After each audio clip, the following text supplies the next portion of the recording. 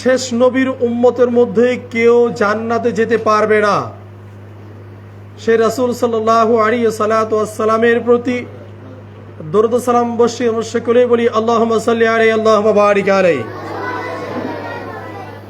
রূহের মাগফিরাত কামনা করি সেই সকল রূহগুলির প্রতি যারা বাবা আদম আলাইহিস সালাম থেকে শুরু করে এই মুহূর্ত পর্যন্ত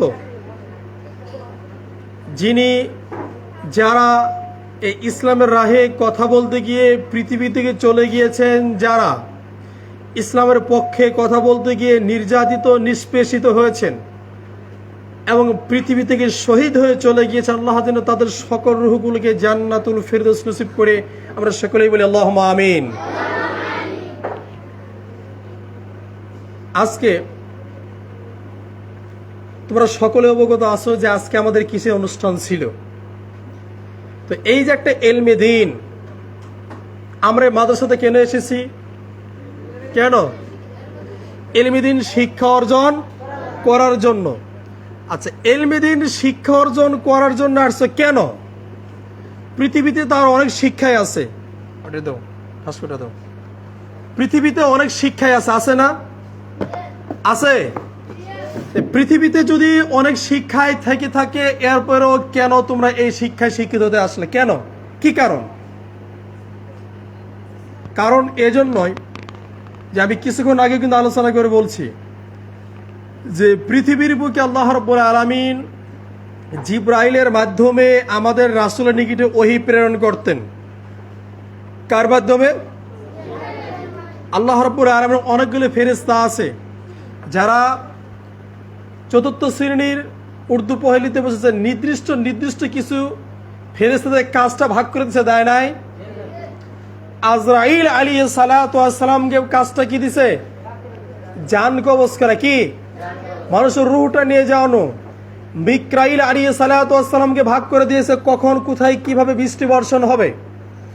আর আমাদের রাসূল নিকটে এবং অতীতে যতগুলো নবী এবং রাসূল আছে তাদের নিকটে ওহী নিয়ে আসার জন্য যাকে নির্দিষ্ট করে দিয়েছিলেন তার নাম কি? হযরত জিবরাইল আলাইহিস সালাম। হযরত জিবরাইল আলাইহিস সালাম সর্বপ্রথম, ছেলেরা ওদের কি আচ্ছা সমস্যা কি? ওখানে কি আছে? সমস্যা কি? আচ্ছা একজন তো ওখানে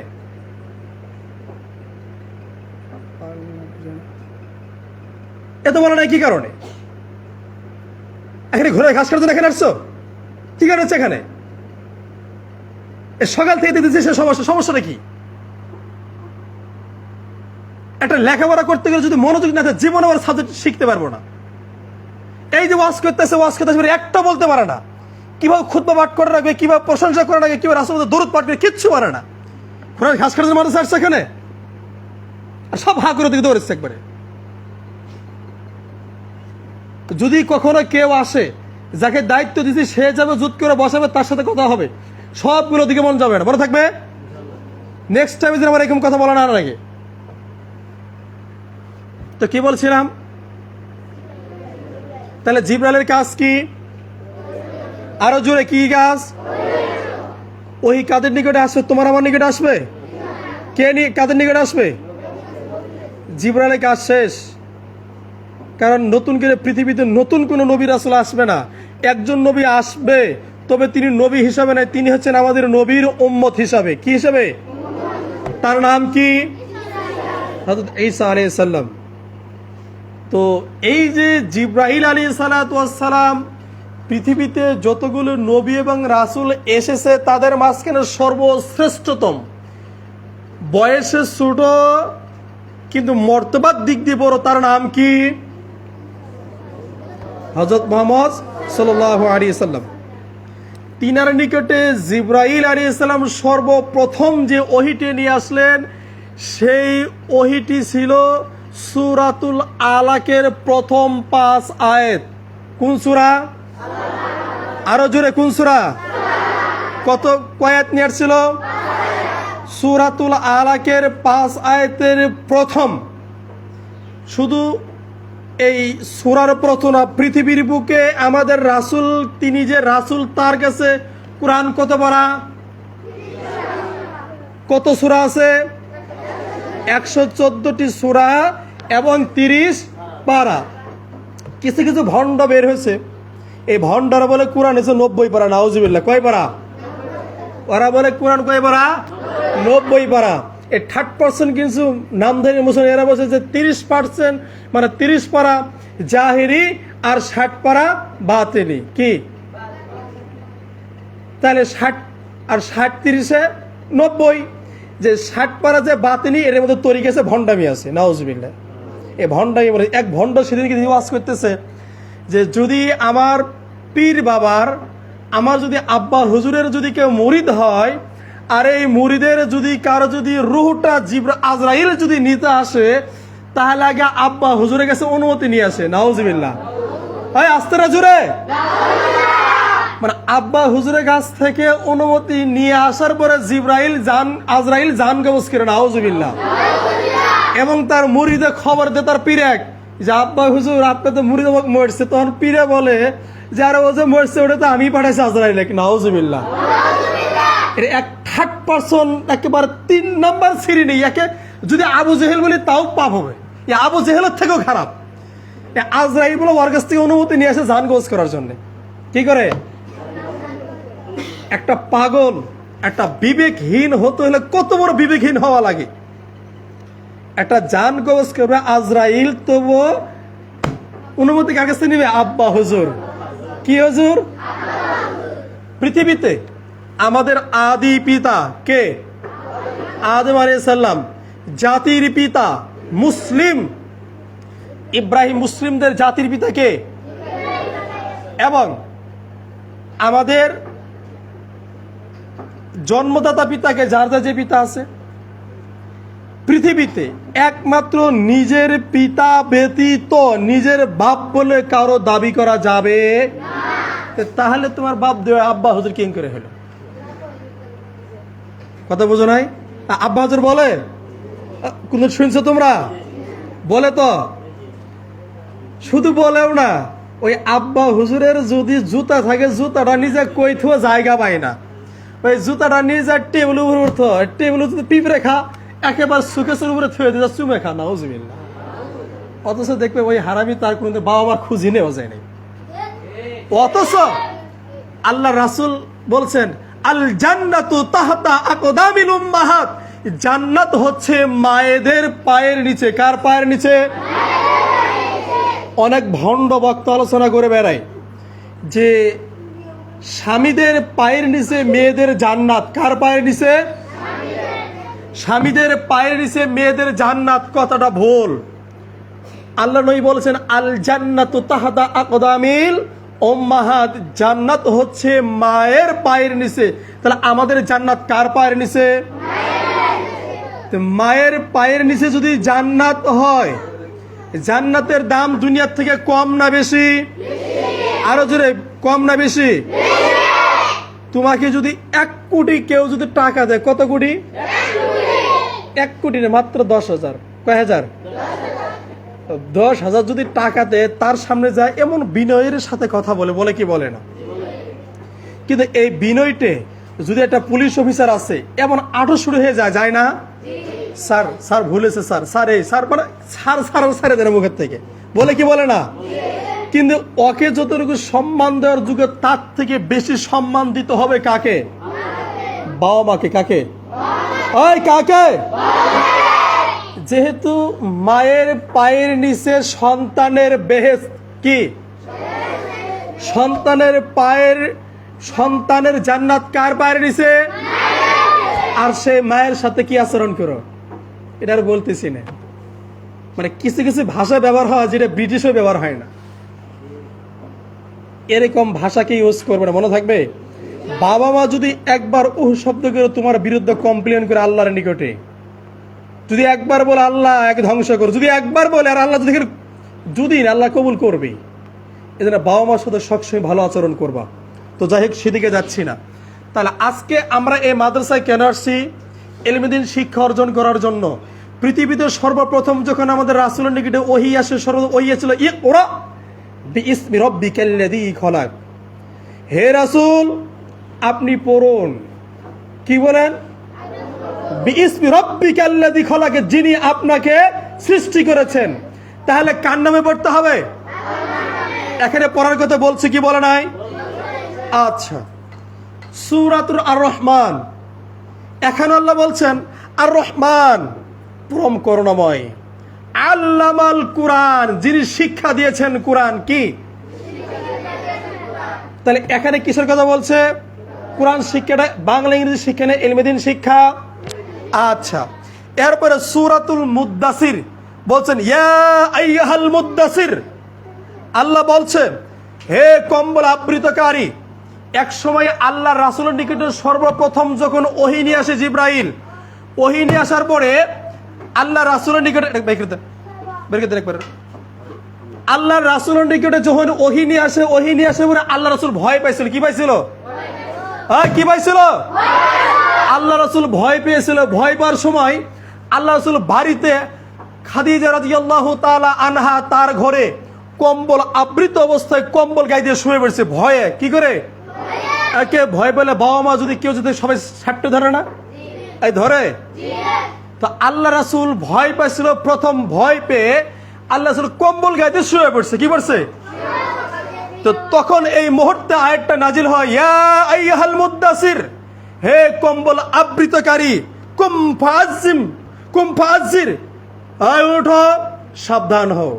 কাকে বলছে? আল্লাহ রাসূলকে বলছে। এর বলছে রব্বিকা ফাকাব্বির, অতঃপর তোমার রবের শ্রেষ্ঠতা বর্ণনা করো।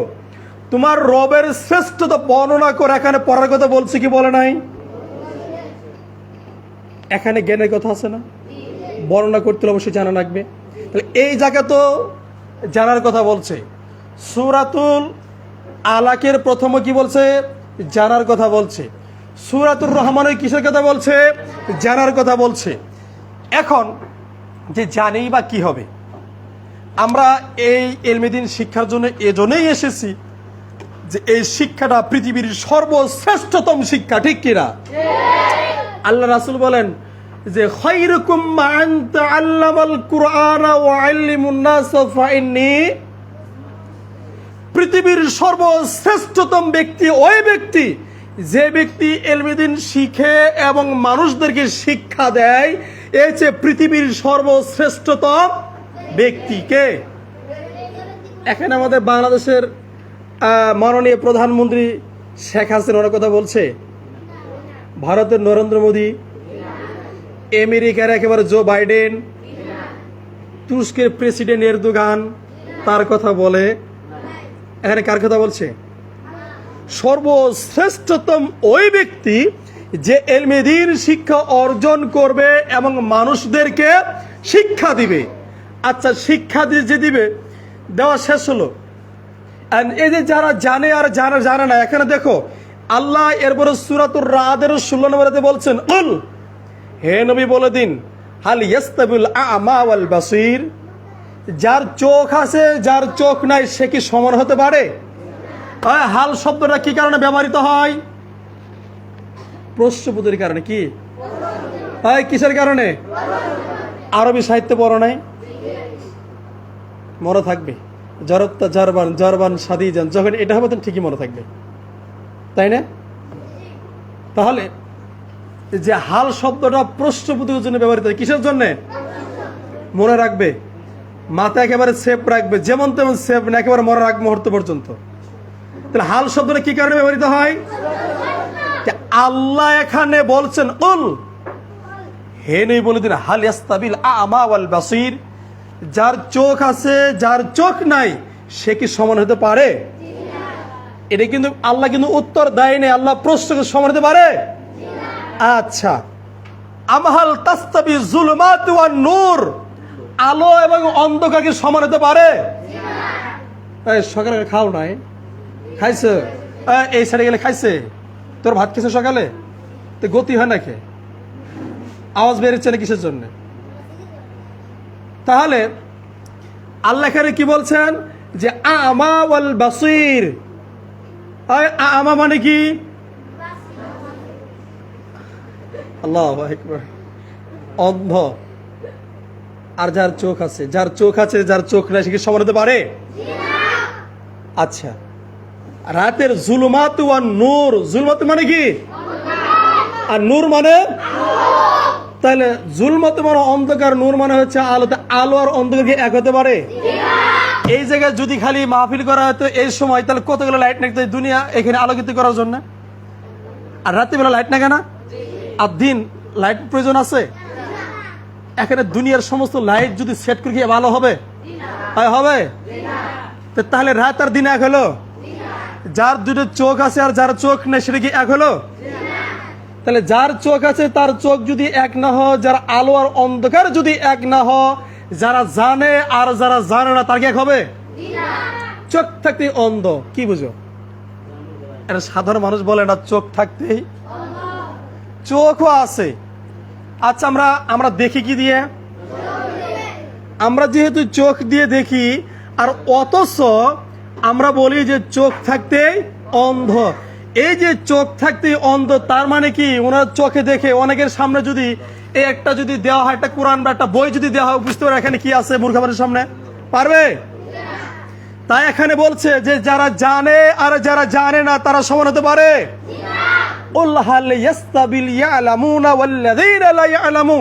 যারা জানে আর যারা জানে না তারা কখনো সমান হতে পারে না। এই যে যারা জানে আর যারা জানে না তারা যে সমান হতে পারে না, এটা গ্রহণ করবে কারা? ইন্নামা ইয়াতাযাক্কারুল আলবাব। এটা তারাই গ্রহণ করবে যারা জ্ঞানী। কে? পুরো বক্তব্য ওদিকে যতই তো ওরা গ্রহণ করে, তোর থেকে কম বুঝি আমি। এখনই যায় তোমাদের বাড়িতে কাগজ নামাজ পড়া না, তোর থেকে কম বুঝি, তোর থেকে বয়স কম নাকি? আছে কি আছে না? হাই, আমার অমুকের সমান বয়স নিয়ে আসছে, আমার কোরআন সামনে নিয়ে যাচ্ছে আমার সামনে। হ্যাঁ, আছে কি আছে না? এটা কি ঠিক? কারণ এখানে বয়স দিয়ে কখনো শিক্ষা চলে না। বয়স দিয়ে শিক্ষা চলে? সে ছোট্ট বাচ্চা যদি হয়, আল্লাহ রাসূল বলেছে, গতকাল হাদিস পড়াচ্ছে, আছে না? ক্লাস 4 না ক্লাস 5 পড়ালাম, আছে কি আছে না? যে যে যদি সে ব্যক্তি একেবারে কালো জাম ছিল না, কালো জাম দেখছো? ওটা খায় না, মাথার দেয়। ওই কালো জামের সমান যদি কারো মাথা হয়, আর সে যদি এলমে দিন দ্বারা বিচার ফয়সালা করে, সে যদি তোমাদের রাষ্ট্র নায়ক হয়, তবুও তাকে মানতে হবে। তাহলে মানলাম কি কারণে? কি কারণে? ওই যে জানে, যদিও মাথাটা কালো জামের মতো, যতই ছোট হোক, কিন্তু তার মূল্যটা কোথায়? জানে। কি করে? একেবারে মোটা মানুষ হলাম, একেবারে কুস্তি খেলাতে পারলাম, ওই কি বাহাদুর? মাথার জুড়ে পার হতে হবে, ব্রেনের জুড়ে, জ্ঞানের জুড়ে পার হতে হবে, ঠিক কিনা? তোমরা তো বিতর্কিত অনুষ্ঠান, বিতর্কিত একটা আলোচনা চলে, সেখানে যদি বলে আমার শক্তি বেশি, মারামারি করে জিতবো, জিততে পারবা? সেখানে তোকে যুক্তি, তর্কে, জ্ঞান, বুদ্ধি জিততে হবে, ঠিক কিনা? তা আচ্ছা, তাহলে এই যে আমি যেটা বলতে চাচ্ছি, যে এই যে আসলে তুমি মানুষকে যতই বলো তুই আমার সামনে জন্ম নিলি না, এই কথাটা কে বলবে? যারা উম্মি, যারা মূর্খ, যারা জানে না। কিন্তু ইন্নামা ইয়াতাযাক্কারুল আলবাব, এই যে তখন যে কোরআনের আয়াতগুলো বললাম, এটাকে কে গ্রহণ করবে? তারাই গ্রহণ করবে যাদেরকে আল্লাহ জ্ঞান দিয়েছে। কি দিয়েছে? আচ্ছা, তাহলে যারা বুদ্ধিমান, যাদের মাথায় বুদ্ধি আছে, যাদের মাথায় ঘিলু আছে, তারাই কি করবে? এই উপদেশগুলো গ্রহণ করবে। তুমি উপদেশ গ্রহণ করবা? জি জি তো বলতেছে। আজকের যে অবস্থা ছিল, আমার লাইভ চলছে, বেশি কিছু বলছি না আমি, কারণ এই বক্তব্যটা কিন্তু নেটের মাধ্যমে অনেক জায়গায় যাবে। কারণ তোমাদের একটা ছাত্র যখন এখানে আসবে, এখানে আসার পরে তোমাদের অনেক বৈশিষ্ট্য থাকবে। এখানে আজকে একটা অনুষ্ঠান ছিল, সবকিছু অন্য অন্য দিন ঠিকঠাক থাকে, আজকে দিয়ে উল্টে পাল্টা। এর একটা মেয়ে তুমি বেরিয়ে যাও, মানে এই মাত্র দেখাতে হচ্ছে এখনই সমস্যা। একে আশঙ্কিত বলছি আমি, এখনো বলছি, তখনও। ওই যে মেয়েটা, ওই বিষয়টা যাও, দাঁড়া থাকানি না, বসে থেকে ভালো না, এখানে দাঁড়া থাকো। তাহলে এই যে তার এই উপদেশটা গ্রহণ করবে যাদের বুদ্ধি আছে, তার তোমার বুদ্ধি আছে? অবশ্যই আছে। কারণ আছে বিধাতে এলমেদের শিক্ষা দিন আছে, ঠিক কিনা? কারণ এলমেদের তারাই শিখে। কিন্তু এটা তো জানি না, এটা তো ভয় করি না। আর এই একটা তো কোরআন, এটা আল্লাহর বিধান, আমরা কোরআন পড়ি মনেই করি না। করতে হবে, তোমাদেরকে করতে হবে। আল্লাহ বলছে ইন্নামা ইয়াখশাল্লাহ মিন ইবাদিহিল উলামা, নিশ্চয় আল্লাহকে ভয় করে আলেমরাই। কারা? তা আলেম কে? আলেম কে? আল ইলমু দানাস্তান জান্নাহ, জানা হয় বললেন না গতকাল মিজানের মধ্যে? আল ইলমু দানাস্তান, এর একটা মাজদার কি? জানা, জানতে হবে। তাহলে যারা জানে তারাই কি বুদ্ধিমান, তারাই হচ্ছে আলেম। তো তোমরা যেহেতু হালকা পাতলা কিছু না হলে কিছু তো জানো বা জানার চেষ্টা করতেছো, তো ভয় কাদেরকে করতে হবে? ভয় আলেমরাই। কাকে বেশি ভয় করে? অনেক সাধারণ মানুষ করে এই ওদের থেকে হুজুরের থেকে আমরাই ভালো মানি না।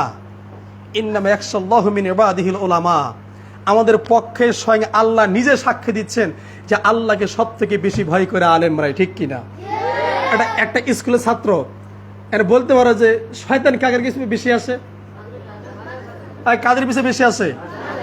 প্রশ্ন হলো যে স্কুলের মাদ্রাসা ছাত্রের পিছনে শয়তান বেশি আছে, আর স্কুলের ছাত্র শয়তান আসে না কেন? ওরা নিজেরাই শয়তান। কি? একটা ঘোড়া বান্ধা আছে ওদের স্কুলের সামনে। কি বান্ধা আছে? আরে জোরে। একটা ঘোড়া বান্ধে কয়জন আটবো? একজন না হয় দুইজন? কয়জন? আচ্ছা ধরে নিলাম 5 জন। কয়জন? তার বেশি ঘোড়া আটবো? মনে করে একটা ঘোড়া বান্ধা আছে, ঘোড়া বান্ধা আছে, ওরা আছে 10 জন বা 6 জন। মনে করে কয়জন?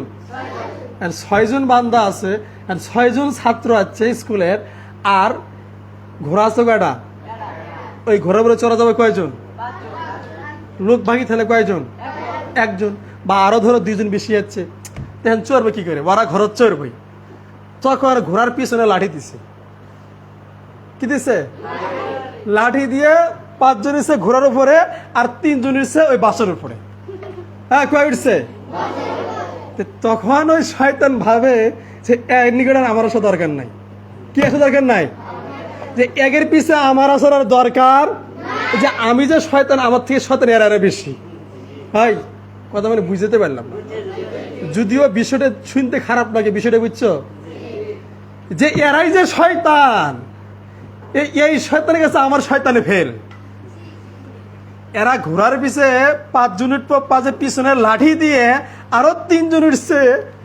অতএব এখান থেকে আমি কি করি? ভাগি। ভাগে কাকে নিকটে আসছে? শয়তান। ওই শয়তান হচ্ছে মাদ্রাসা ছাত্ররা গেছে। কোথায় যাচ্ছে? কারণ ওরা জানে যে ওরা যদি একটা ভালো হয় তাহলে 1000 জনে ভালো করবে। আর যেতটুকু অর্জন করি হয়তো আমরা আমাদের শিক্ষকের নিকটে শিখছি কিনা, হয়তো এটাই তো তোমাদের কাছে বলতেছে নাকি? আল্লাহ রাসূল বলছেন বাল্লিগু আন্নী ওয়ালাউ আয়াতান, যদি আমার একটা কথাও যদি জানা থাকে তবুও তুমি লোকদের মাঝে কি করে দাও? পৌঁছিয়ে দাও। যতটুকু জানি, জানার চেষ্টা করছি, অতটুকু পৌঁছে দেওয়ার চেষ্টা করি তোমাদের নিকটে।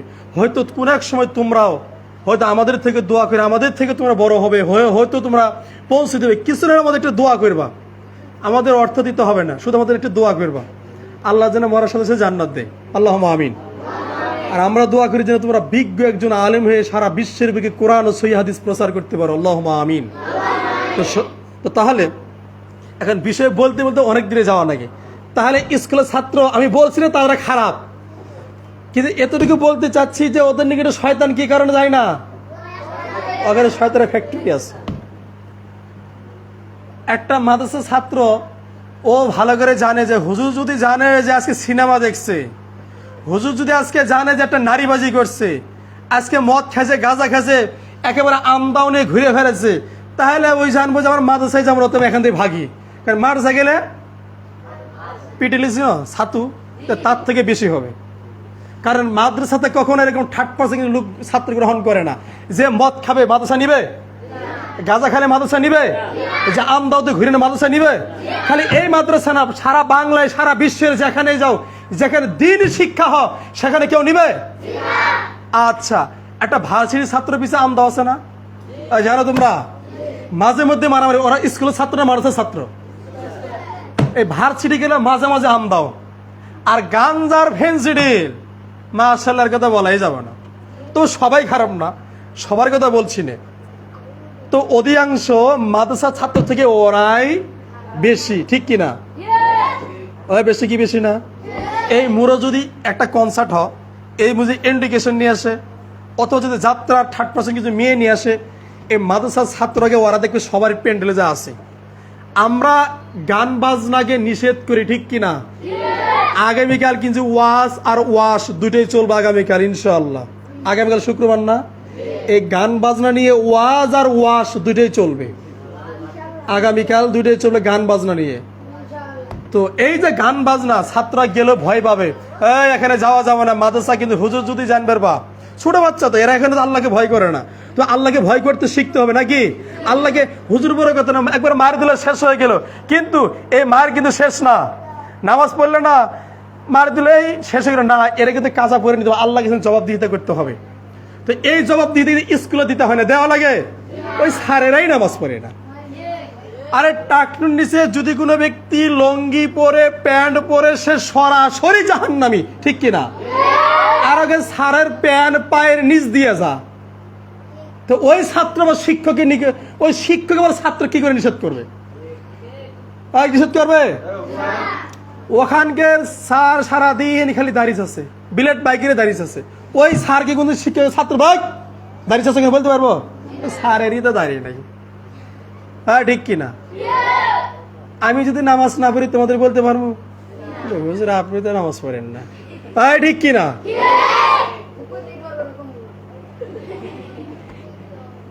এই জন্যে নিজেকে আগে সংশোধন হতে হবে, নিজে আগে মানতে হবে, তারপরে বলতে হবে। তবে আমি তাদের সমস্ত স্যারদের বলছি না, কিন্তু তারা এমন কিছু ইসলাম বিরোধী এমন কিছু কথা বলে যে আসলে মাঝে মাঝে মনে হয় যে আসলে স্যার যে কোন বেয়াকুবি জায়গায় স্যারের দায়িত্ব দিচ্ছে আল্লাহ ভালো জানে। এরা যে মুসলমান ঘরের সন্তান না কোন ঘরের সন্তান, মানে এরা ইসলাম ধর্ম দেখতেই পারে না একবারে। ইসলাম ধর্ম দেখলে চুল কিনে শুরু হয়ে যায়। এ দেখবে যে কিছু বুদ্ধিজীবী আছে টকশো করবে টিভিতে, আর ওরা ইসলামের বিপক্ষে যা বলার আগে সব বলে শেষ করবে। আরে আলেমকে ভয় করো, তোর জন্মের সময় আলম ডাকছিল, মরণের সময় আলম ডাকছে, একজন জানাজা পড়াবো তখন আলেম ডাকছে, ঠিক কিনা?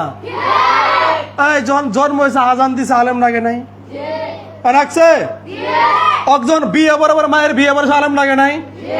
না ব্রাহ্মণে বিয়ে বরাইছে, যদি ব্রাহ্মণে বিয়ে বরা হয়েছে মুসলমানই না, ওকে আলেম ডাকছে? হয় কথা বলে ডাকছে?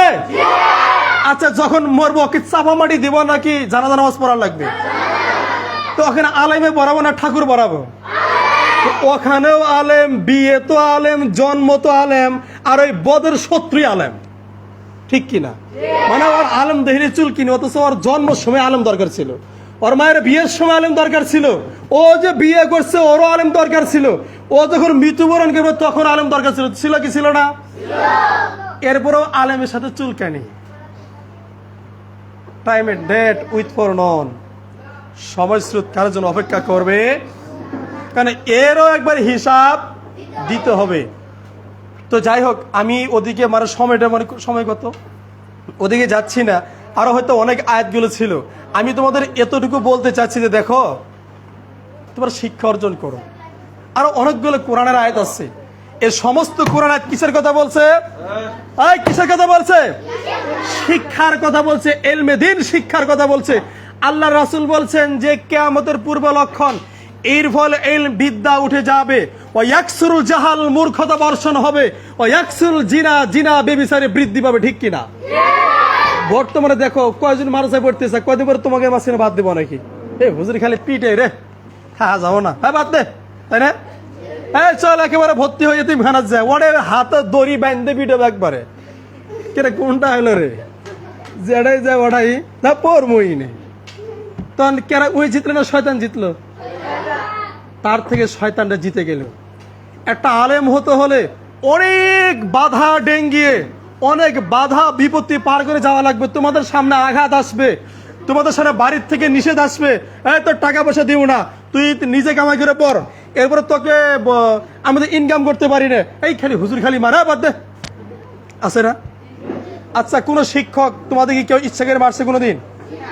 খালি এখানে না, পৃথিবীর কোথাও কখনো কেউ কাউকে ইচ্ছা করে কোনো ছাত্রকে মারে না। তাকে মারে কেন? জরাবতু তা'দীবান, আদব শিক্ষা দেওয়ার জন্য। এই যেখানে আজকে তোমাদের অবস্থা দেখলাম, আমার খুবই কষ্ট পেয়েছে আজকে। এত করে বলি, আজকে একটা তোমাদের কোরআনে অনুষ্ঠান, ওদের যে পোশাক পরিচ্ছদ দেখছি, এই পোশাক পরিচ্ছদ এটা মাদ্রাসার ড্রেস না। একটা বৃহস্পতিবারে কে সোজা বস, ওটা বসার সিস্টেম হলো, এরা বসার ঢংটা বুঝে না। ওটা হলো ওদিকে বেঞ্চ ছেলে চাপ দাও, চাপ দাও, এটা চাপে চাপে বসো। এরপরে এই যে বসাটা, এখানে লোকজন আসছে সবসময়, একটা যে ভালো একটা ভদ্রতা কিচ্ছু নাই। কে একজন লোকজন আছে, কমিটি আসছে, তোমাদের খালি কমিটি করে সর্বক্ষণিক তোমাদের আচার আচরণটা ভালো হওয়া লাগবে। এখানে সবাই দিয়ে মারামারি শুরু করছে। কি করছে? আর ছোট বাচ্চা, ও তো বুঝে না, ও না হলে চিমটি মারছে না কিছু বলছে, ওর উপরে মানে ও যে এক চিমটি আছে আর 2 চিমটি মারা ধান্দা করে। কি করে? তাহলে বড় আর ছোট কি হলো? বড় ক্লাস হলে কি শিখলা?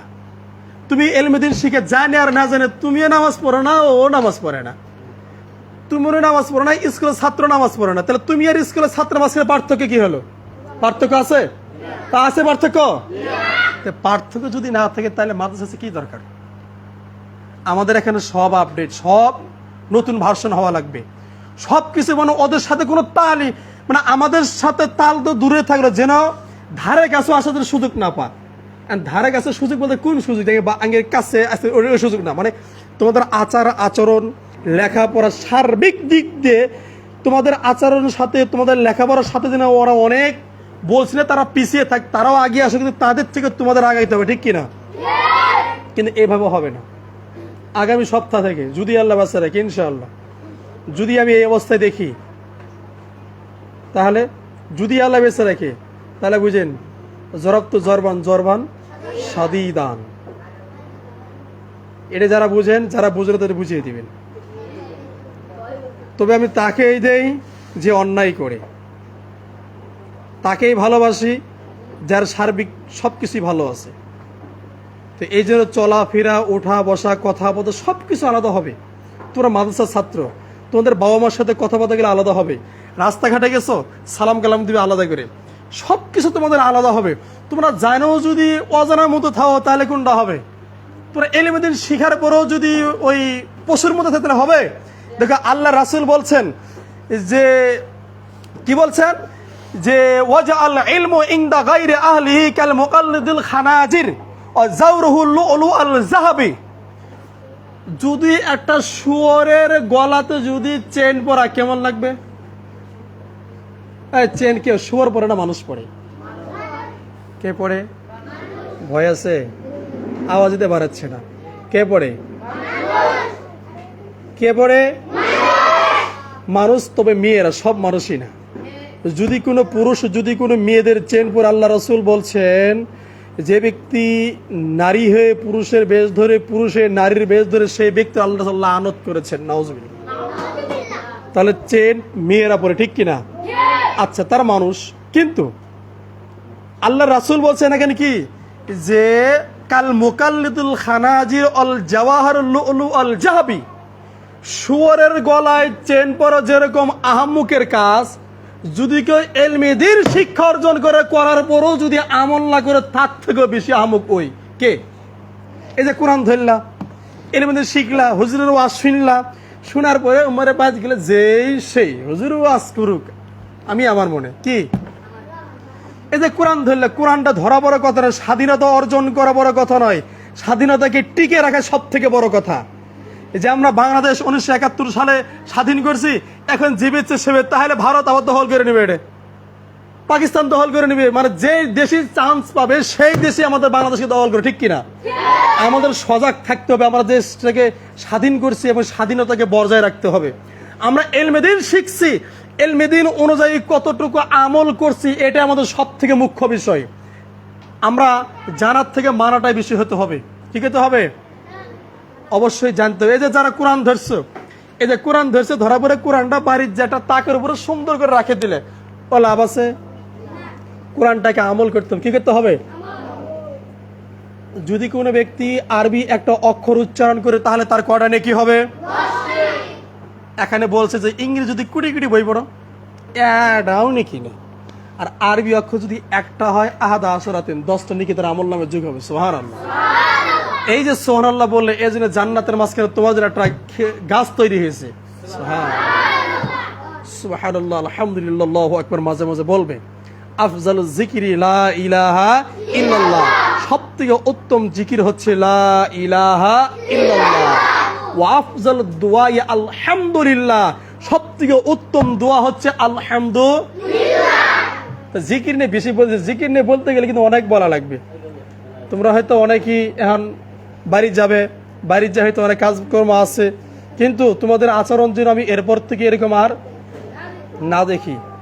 এরপরে যারা গার্জেন আছে বাড়িতে আজকে বলবো, হয় যদি পড়ান আমাদের, তাহলে ঠিক মতো যখন প্রতিষ্ঠানে ডাকবে হাজির হওয়া লাগবে, আর নাই মাদ্রাসায় যাবো না। তখন কি বলে সে উত্তর আমাকে জানাবে, কারণ এত কৈফিয়ত শোনা যাবো না। ওই ছেলে মেয়েকে পড়াবো আধা ঘন্টার জন্য এই মাদ্রাসা আসতে পারবে না, ওরকম গার্জেন তাহলে কি লাভটা? আজকে একটা কোরআন ধরা দিলাম, আর এদের অবস্থা দেখিলে গাজনী ডাক দিবা। এই যে ওই ছেলেটা গাজনী ডাকছিলাম, ওই ছেলেকে দিতাম, আজকে আসেনি, এরকম হবে না। কারণ না আসলে আমি দিব কাকে? তো এই জন্য তোমার আসার চেষ্টা করবে, আর এলমি দিনটা শিখার চেষ্টা করবে। ওই ছেলে কেছে, তাহলে অবশ্যই পড়ার জন্য মনোযোগ দিবা। আর আমাদের এই যে চলাফেরা সব কিছুর যেন পার্থক্য হোক, আমার যেন কোরআনটা ধরলাম সেটা যেন ভালো করে আমল করতে পারি। আল্লাহ রাব্বুল আমাদের কবুল করি, বলি আল্লাহুম্মা আমিন। আল্লাহ যেন সকলকেই ভালো একজন যোগ্য আলেম বানিয়ে দেন, আল্লাহুম্মা আমিন। আয় ছেলেকে দাও।